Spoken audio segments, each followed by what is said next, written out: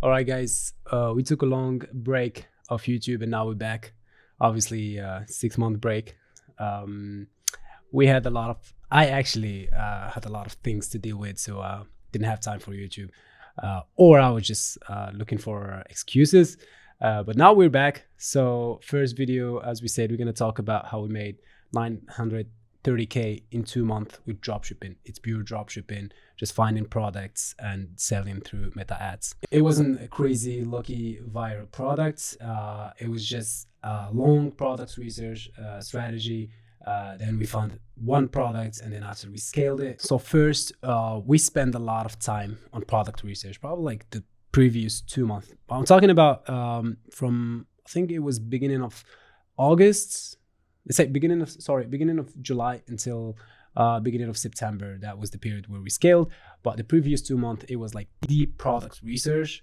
We were trying to find what type of product is working, analyzing competitors in our markets, analyzing competitors in other markets as well, using the same products. But it wasn't about finding the next fidget spinner or the next moon lamp. Basically, we had a niche where we were doing product research, right? We decided to focus on clothing. We had a lot of competitors to analyze. Facebook ad library, you can analyze everyone, see how they launch their ads, how they scale their ads, and that's what we were doing. So first, we started by analyzing the market. We checked all the competitors.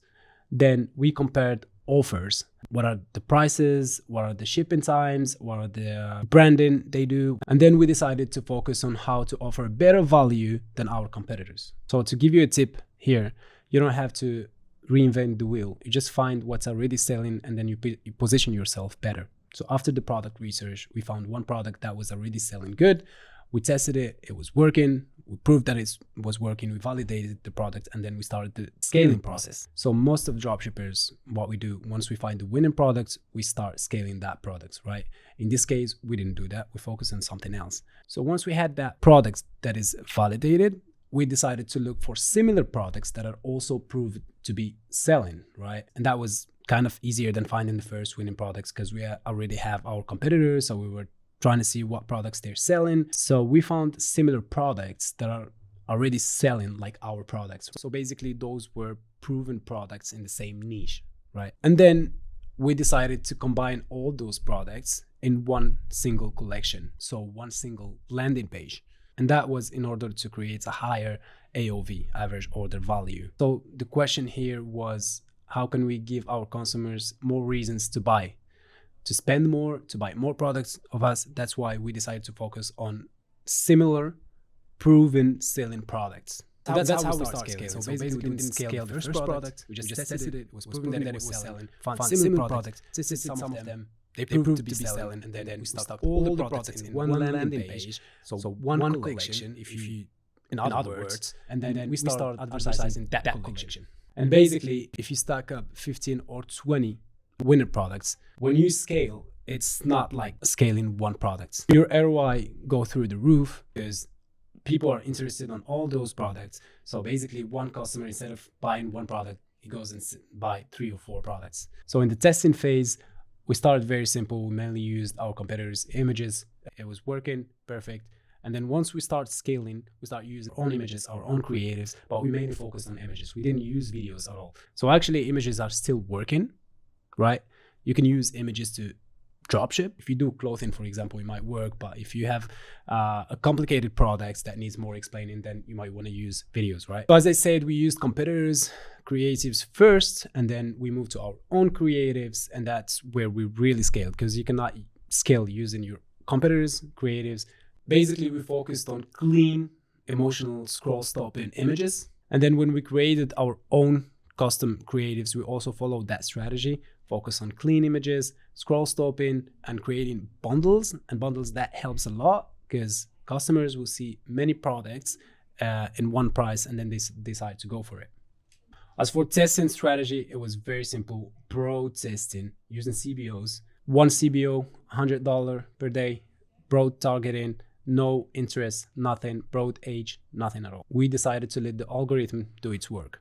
And then we started retargeting since day one. So once we started scaling, we decided to go full into email marketing as well. So we set up all our flows through Klaviyo. We had 5 VAs working full-time on customer support, responding in 24 hours to give our customers the best experience. And then for the email marketing, obviously you have to set up your flows, abandoned cart, customer welcome, customer win back.